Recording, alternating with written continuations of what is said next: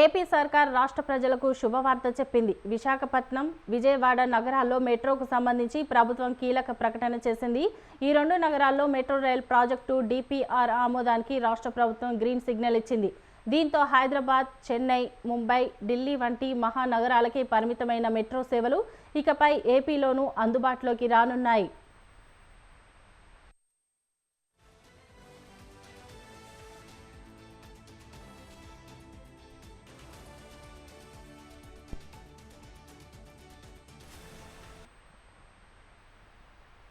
Vijayawada metro phase 1లో Gannavaram నుంచి bus stand వరకు, bus stand నుంచి పెనుమలూరు రూపొందించిన డిపిఆర్ను ఆమోదిస్తూ ప్రభుత్వం ఉత్తర్వులు జారీ చేసింది. AP metro rail corporation limited ద్వారా విజయవాడలో మెట్రో రైల్ ప్రాజెక్టును 2 దశల్లో నిర్మించాలని యోచిస్తున్నారు.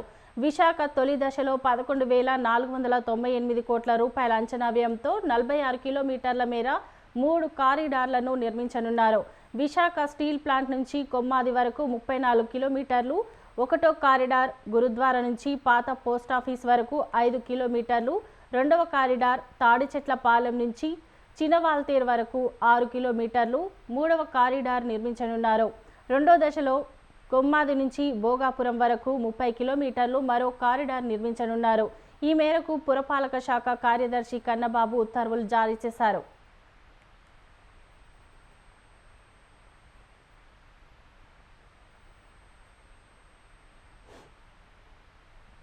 విజయవాడ మెట్రో రైల్ 2 దశలుగా చేపట్టాలని భావిస్తున్న సర్కార్ మొదటి దశలో 2 కారిడార్లు, రెండో దశలో మరో కారిడార్ నిర్మాణం చేపట్టేలా ప్రణాళికలు రూపొందించింది.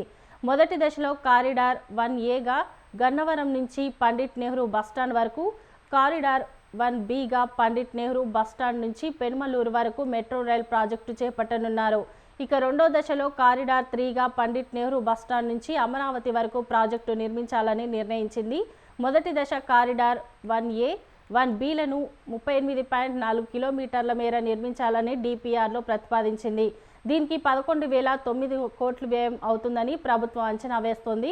మొదటి దశ కారిడార్ 1ఏ, 1బిల భూసేకరణకు 1,152 కోట్ల వ్యయం రాష్ట్ర ప్రభుత్వం భరిస్తుందని డిపిఆర్లో స్పష్టం చేశారు. ఇక రెండో దశలో నిర్మించే 3వ కారిడార్ను 27.5 కిలోమీటర్ల మేర నిర్మించాలని నిర్ణయించారు.